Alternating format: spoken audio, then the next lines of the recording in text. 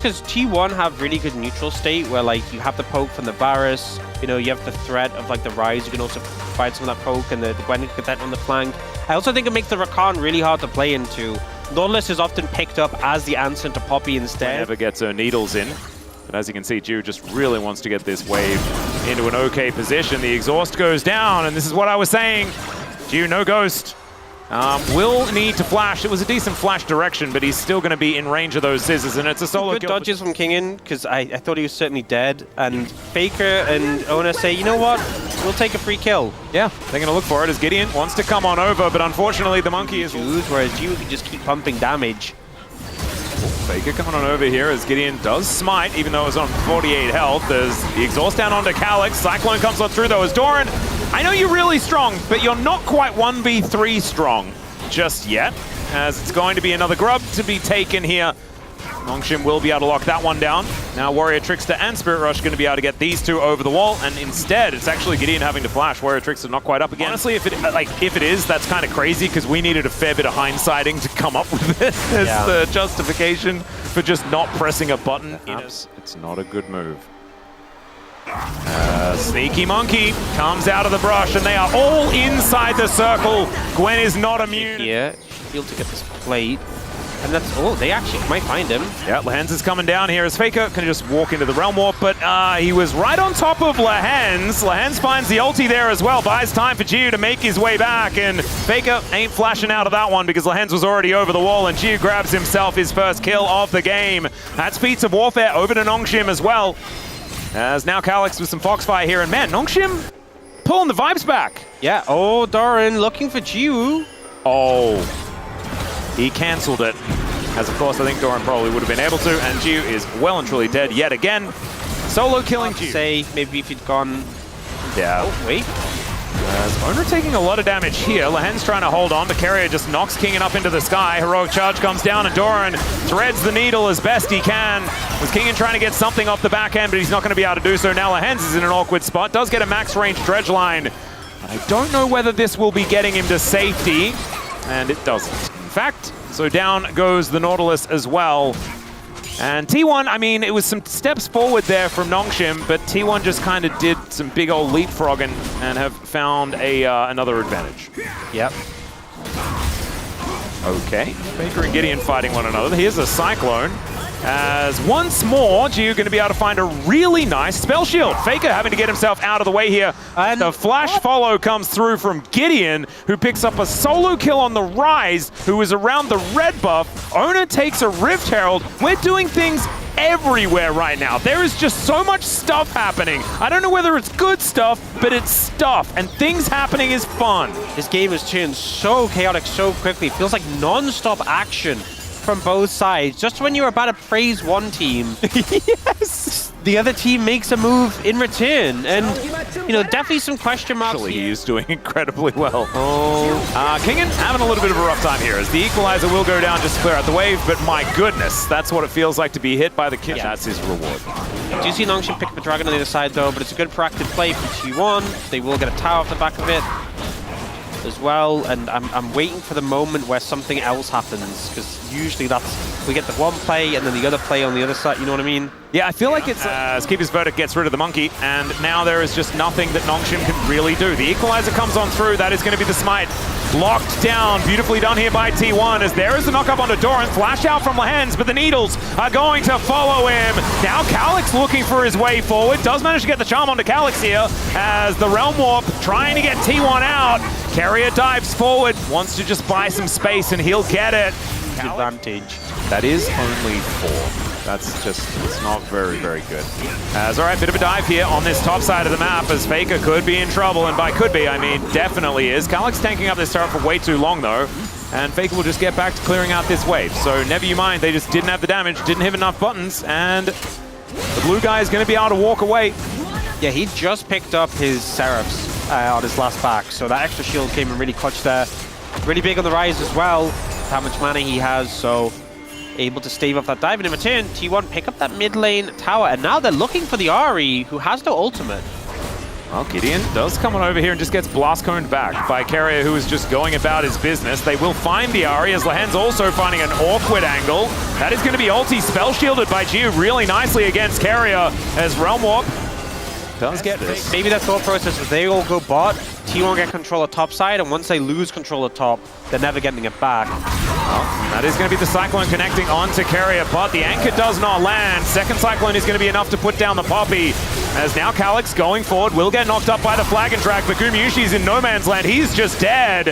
And Nongshim getting 2 quick kills. Doran now dashing around here looking for Kingen. Kingen trying to keep him interested. I think they might just go for a steal. It's risky, but Order is alive. Yep, Faker seeing what he can do here. Hook is going to connect there as they're looking to distract Owner. The Cataclysm comes on through. Down he goes, and that is going to mean the Baron goes over to Nongshim as well.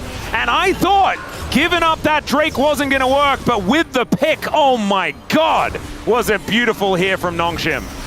Yeah, we'll see who gets caught on the exit though. Great charm will stop Faker, but I think Kingen might be... Look at that pesky ward spotting him out, as he's going to try and go for the empowered recall, as Doran will take a bit of damage, but in the meantime, it's just Kingen die.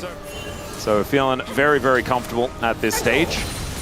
Of course, missing the dredge line wasn't exact, as he did manage to find it last time around, as now he's boosting on over. Does have the Cinders. Depth charge going to be able to knock him up, and then he picks him up with the anchor. Another Cyclone is going to deliver Faker another death here, as 0-3-0 is unfortunately going to be, but still, this is going to be out of turret in mid lane. So often we see Faker targeting the side lane, and T1 like to see. As Jiu is just being bait right now, as Calyx, he's going to take it. The Chains of Corruption come down. It's a very early Zhonya's as Faker does get hooked, but maybe it's an overextension this time for Lehan's. Doran goes in. I don't know about that, as the Keeper's Verdict will knock the Monkey away, and down goes the Sivir. T1 find their prize, and down goes Nongshim. Gideon just had to watch from the sidelines as he had to vacate via a gigantic hammer. And that is 3,500 kills for Faker. He finds it now, Realm Warping the minions. Looks like they're going to try for the end on the back of that fight. T1, give them an inch, and they'll take a mile. It's only Gideon up to see if he can try and defend 1v5. Yep, Gumyushi going to be tanking that turret, keeps these minions alive, and T1 continuing to push. I mean, it's a little bit dicey. Lehen's is up in 2 seconds, but him and Lehen's, I don't even know whether they're going to be able to stop this. First Nexus turret does go down. The second one is going to evaporate. There is so much damage. Gideon goes down. Lehen's cannot stop it. And there goes the game in the blink of an eye. T1 just say, nah, we win these. Got to be a heartbreaker for Nongshim so much. Carrier instead going to do his signature pick here. Recently picked up a skin on this one, I'm pretty sure, although starting to lose count with the amount of skins these players have. Yeah. Yeah, so Nongshim end up with this composition. They have a ton of protection. The player names that are in a lane by themselves. As okay, Kingen going to be running away from both. See, like we knew this was just going to happen, right? Doran's going to flash in. There's a solid kill. Like, what did we tell you? It was. Meantime, I feel like they've kind of given up complete control over this top side.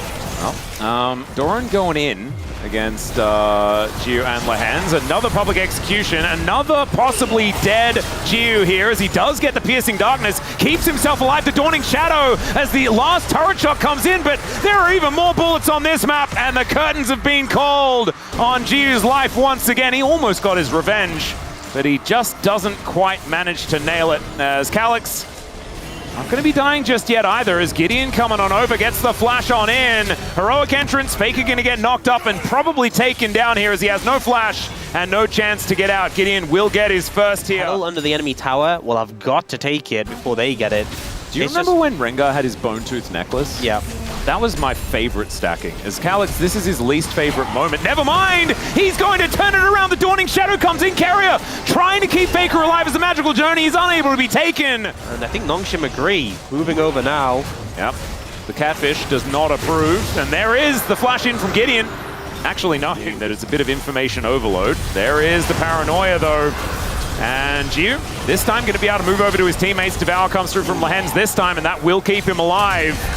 The flash out as Gideon looks for that reset. There is the tongue lash, and down goes the Nocturne. Feats of Warfare alongside it. As, man, that Dustbringer coming out from Gideon was terrifying. Gumayusi going to be able to break those many times. The level 11 is hit in unison here between our top laners as Gideon finds Carrier, but Owner is lying in wait. There is the combo as Lahens can just gobble up the Viego. Gumayusi coming on over, Dawning Shadow comes in. The shield is there, and this Tahm Kench is so tanky. Down goes the Viego though, and the Tahm Kench is just on a silver platter, surrounded by T1 members. And that was not the fight Nongshim were looking for that time, as Kingin had teleported in, and now he is likely to just get sent home in a body bag. Not quite able to flash out of the way, but still having to use everything to just try and escape. And what happened? I'm not really sure on the thought process of that play from Nongshim. There are just so many things wrong with it.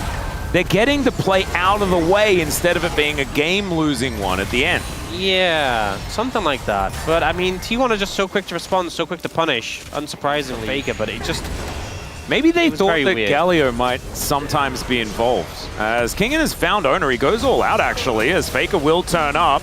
Kingin will get shockwaved as well, as now he's just possibly in trouble. But he'll get healed up by the Piercing Darkness. Carrier comes over. There is the Tempered Fate, will connect onto Kingin as he eats a lot of the CC. Redemption going to be doing a fair bit of damage as well, as Owner is sped up by the Dissonance. Man, didn't know that was part of the combo, as they are going to be able to get the stun. There is the Public Execution as well, and it's Doran that uses that as a way to taxi over to Jiu, who will get shielded up. That is everything that Nongshim had just to keep 3 members alive. Curtain's getting cold here, as you can see Gumayusi fishing for it. Lahens will get stopped on the back. And you can see that Jiu can actually provide a magical journey for Faker as well, so that Faker can experience exactly what Carrier just did on that journey station, paying bail money. Yeah. Without being able to actually do anything that they really needed to do, you know? As, all right, Paranoia has been popped here as it's another fight. Doran taking a little bit of damage. The redemption down here for T1 just to try and keep them alive as Kingin is dead. But Nongshim, not quite. He didn't need to do that. He did not need to do that, but it was sometimes rush of blood to the head. I mean, I remember seeing a similar play to that relatively recently, but that's just a Doran Ambessa. Yeah, you got to take the good with the bad. He was so out. He couldn't have been more out. Yeah, and then it couldn't have been more in. And then they get him back in. It's just one last job. Yes, well, it was... Maybe he thought Nongshim deserved it. That's fair. To be up for 30 whole seconds, and it's a little bit late for T1, I feel. Yeah, let's chill. As Shockwave connects onto 2. Otacon down to 50%, teleport in here from Doran. The answering teleport is going to result as Calyx can make his way down. There's the Paranoia. Dawning Shadow doing decent damage, actually, as now the Galio comes in. It's a one-man taunt, but it's onto Gumayusi as they do manage to take the Otacon, and the magical journey brings them all out. Follow that! Do never follow that! Instead, it's a heroic play from Lahens that gets over the wall, and it is going to be Carrier that goes down. Abyssal dive here as Lahens. He's like, man, do I have to do everything myself? And the answer is absolutely, and another public execution there for Doran onto himself. Well, they managed to get a couple of kills. I really thought Calyx had just gone to his death there, but... You could sense the frustration. You're like, how dare you get away with this, T1? And then they're so low on HP. It feels so frustrating for them to... Oh, no. Well, Lahens gets a little bit scared, looks to try and dive away. Heroic Entrance is going to be there this time, as, my God, he survives for so long. Owner is probably dead here, as he looks for a target to try and taxi his way out of the way of, and there is a flash over. Paranoia on top of the Cassante to try and get himself out. They are going to look for Doran. Okay. Well, they are probably just going to kill him as well, as he cannot publicly execute himself out of that one. And Gideon going to be able to lock down the kill. Doran really has... They don't have the top lane available. They won't opt to do anything more on the back of this. Perplexing. I think just wasn't aware that there were so many... To the Jin. Yeah. Guma kind of built different on this champion. You will have to press Q a lot. Oh, Faker is just going to get ulted on here as Gideon comes over, flashes out of the shockwave. There's the Paranoia, and the stun comes in, but down goes Gideon, and Faker, he's just baited them all in. Let's see whether Gio can make this one happen, but he has to sidestep the Tempered Fate. Owner is still chasing. Faker is still alive. The Dawning Shadow's not enough as finally the Galio will be able to secure the kill, but Nongshim have well and truly overextended at this point in time. And how many times does Faker have to do this for people to learn that you should not try to chase this man? They fell for it. They fell for the bait. They try and collapse on a Faker. They think they have the numbers advantage, but the backup comes in force. And one after another, they fall apart. T1 going to get the Baron. Oh, Calyx. He just kind of walks at them. He's been doing this all game, and it's impressive, the bravery. You know what? That's solidarity. Yeah. He'll die with his team. He will. He did. He did do that. We've got T1 going down relatively low, but they will be able to secure this Baron. If Doran dies to it, that would be very funny. That would be very funny. But it doesn't actually happen. But you know why? Sad. You know why it doesn't die? This is slowly but surely falling to the wayside here for Nongshim, who, even in this game, there have been moments, right? It has felt, you know, like that rally, you know, the tennis, where the back and forths have been happening, but I feel like the ball is well and truly out of court at this stage for Nongshim. As T1 pushing down with Baron, they are very, very good at using this buff. It's their favorite thing, as we know. And Guma just a few bullets. The last one in the chamber here, as we can see, as he does cleanse.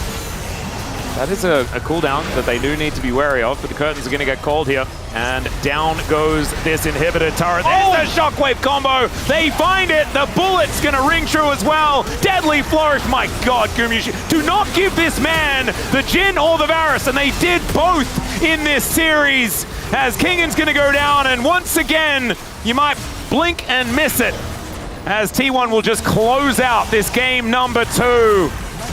And my goodness, what a week for this team, taking down GenG, going from strength to strength here with a swift 2-0 over Nongshim, feeling like they're back here in round 3. I feel like Nongshim had moments in this game, in the last game, where it felt like maybe they'd be able to have an edge, but when it came to the decisive, game-deciding parts of this match,